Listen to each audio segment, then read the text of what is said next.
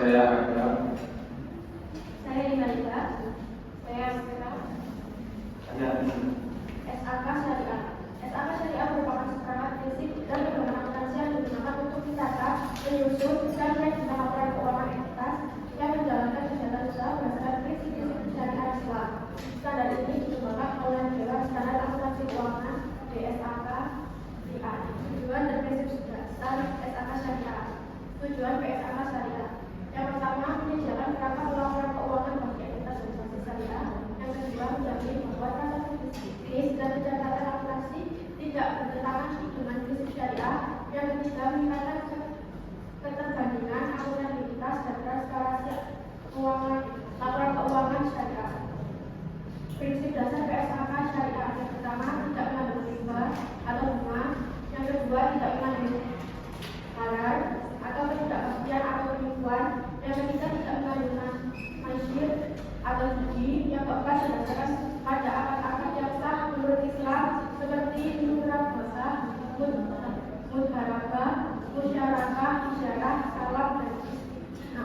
PSAK Syariah. Yang pertama, PSAK Syariah yang bulat. Yang kedua, ada PSAK 101 mengenai penyajian laporan keuangan. Yang ketiga, ada PSAK 102 mengenai akuntansi murabah. Yang keempat, ada PSAK 103 mengenai akuntansi salam. Yang kelima, ada PSAK 104 mengenai akuntansi istisna. Yang keenam, ada PSAK 105 mengenai akuntansi mudharabah. Yang ketujuh, ada PSAK 106 mengenai akuntansi musyarakah. Yang kedelapan, ada PSAK 107 mengenai akuntansi jarak. Yang kesembilan, ada PSAK 108 mengenai akuntansi transaksi asuransi syariah. Yang ke-10, ada PSAK 109 mengenai akuntansi zakat dan infak sedekah. Yang ke-11, ada PSAK 110 mengenai akuntansi suku. Yang selanjutnya, laporan keuangan dalam SAK Syariah. Laporan keuangan syariah mencakup yang pertama, neraca atau posisi keuangan. Yang kedua, laporan laba bersih. Ketiga, laporan perubahan dana. Keempat, laporan kapasitas. Kelima, catatan atas laporan keuangan. Yang keenam, laporan tambahan seperti laporan sumber dan penggunaan zakat, infak, sedekah, dan dana pembajikan lainnya. Perbedaan SAK umum dan SAK syariah. Yang SAK umum berlaku untuk entitas konvensional, mengakui bunga atau interest, tidak memperhatikan prinsip halal, dan umumnya berdasarkan standar internasional. Untuk SAK syariah berlaku untuk entitas berbasis syariah, tidak mengenal bunga atau riba, memperhatikan kehalalan transaksi, dan yang terakhir disesuaikan dengan fatwa DSN MUI. SPAP. SPAP adalah kumpulan standar yang harus diikuti oleh otoritas publik dalam melaksanakan profesinya.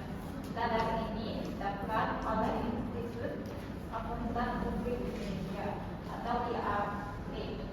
SPAP bertujuan untuk menjaga mutu dan kualitas pekerjaan akuntan publik serta memastikan independensi dan integritas profesi. Yang kedua, penerapan SPAP bersifat wajib bagi seluruh akuntan publik di Indonesia. Dengan adanya SPAP, diharapkan akuntan publik dapat memberikan jasa yang berkualitas, andal, dan sesuai dengan prinsip etika profesi. SPAP, etika profesi, integritas, objektivitas, kompetensi, keanggotaan, dan perilaku profesional. Standar atestasi. Yang pertama, standar audit adalah standar audit laporan keuangan histori. Yang kedua, standar review, keyakinan terdata atas laporan. Yang ketiga, jasa atestasi lainnya, audit sainsi atau standar jasa mengatestasi, kompilasi, konsultasi, perpajakan, dan sistem informasi. tujuan dan prinsip utama PSAP. Tujuannya yang pertama itu adalah memberikan pedoman baku bagi akuntan publik. Yang kedua adalah menjamin mutu jasa profesional. Yang ketiga adalah menyesuaikan praktik di Indonesia dengan standar internasional atau ISAK.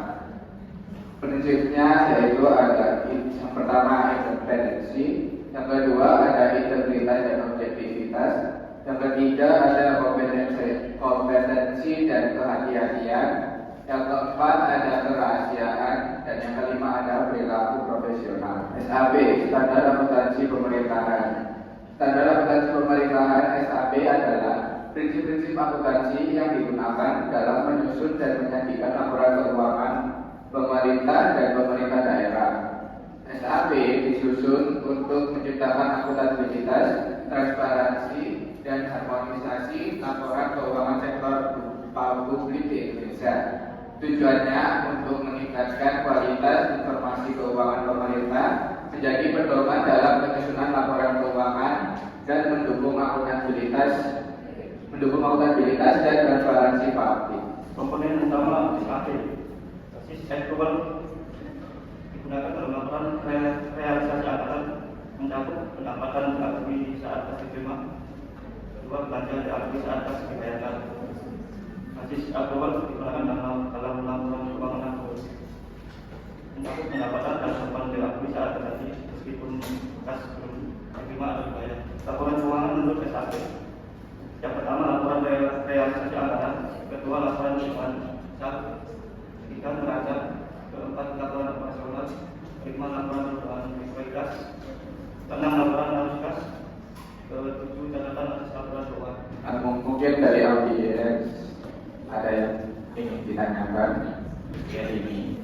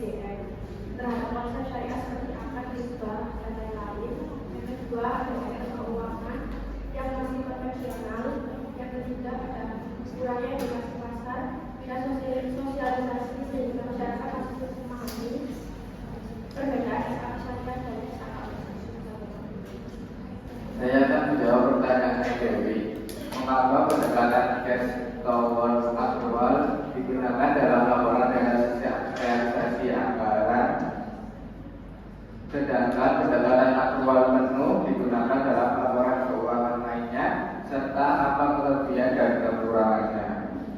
Cash towards aktual digunakan dalam laporan realisasi anggaran karena fokusnya adalah mengukur arus cash flow, berapa uang yang benar-benar masuk dan keluar sesuai dengan pengendalian anggaran di pemerintahan.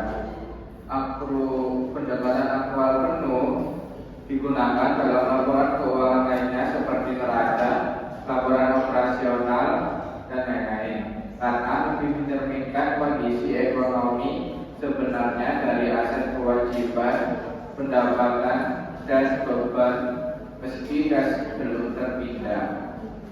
Untuk kelebihan dan kekurangannya, kelebihannya yang cash towards aktual yang pertama bisa dipahami dan diawasi, yang kedua cocok untuk pengendalian anggaran tahunan, yang ketiga menunjukkan likuiditas secara langsung. Untuk kekurangannya, yang pertama ada tidak mencerminkan hutang atau hak pemerintah yang belum dibayar. Yang kedua, tidak akurat menggambarkan posisi keuangan jangka panjang. Untuk aktual penuh, kelebihannya yang pertama memberikan gambaran menyeluruh atas kinerja keuangan. Yang kedua, mencerminkan aset dan kewajiban secara lebih realistis. Yang ketiga, ada mendukung transparansi dan pengambilan keputusan berbasis data. Untuk kekurangannya, yang pertama lebih kompleks dan membutuhkan SDM serta sistem informasi yang mumpuni. Yang kedua, ada resiko manipulasi lebih tinggi jika tidak diaudit dengan baik. Apakah sudah itu? Saya akan menjawab pertanyaan dari saya. Apakah pendekatan SPAP mampu menjaga independensi akuntan publik di tengah tekanan dari klien atau pihak manajemen? Pendekatan SPAP belum sepenuhnya mampu menjaga independensi akuntan publik secara efektif karena tekanan dari klien seringkali berupa ancaman, sifat kontrak atau tekanan finansial. Yang kedua, ketergantungan fee audit dari klien bisa mempengaruhi objektivitas auditor. Yang ketiga, pengawasan dan sanksi dari regulator masih belum konsisten atau tegas. Yang keempat, SPAP secara teori kuat sangat bergantung pada integritas pribadi auditor. Saya menjawab pertanyaan dari Aditi. Dalam praktiknya, mana yang lebih dominan mempengaruhi pengambilan keputusan keuangan, kepatuhan terhadap standar atau tekanan dari kepentingan fee, dan bagaimana seharusnya seorang profesional bersikap dalam kondisi tersebut. Dalam praktiknya, tekanan dari kepentingan fee seringkali lebih dominan mempengaruhi pengambilan keputusan keuangan, terutama saat laporan keuangan digunakan untuk pencitraan, meraih investor atau kepentingan elektoral. Bagaimana sikap profesionalnya? Seorang profesional harus yang pertama berpegang pada etika dan integritas meskipun ada tekanan eksternal, dan yang kedua mematuhi standar akuntansi dan audit sebagai bentuk tanggung jawab hukum dan moral, dan yang ketiga bersikap independen dan jika perlu menolak terlibat jika integritasnya terancam. Menjawab pertanyaan dari kita, mengapa perlukan standar akuntansi terpisah agar syariah tidak menggunakan skala umum menyesuaikan data. Skala syariah diperlukan karena transaksi dan kredit dalam ekonomi syariah memiliki karakteristik yang berbeda dengan sistem konvensional seperti riba, boror, dan maisir. Penyesuaian terhadap skala umum tidak cukup karena tidak mampu mengakomodasi secara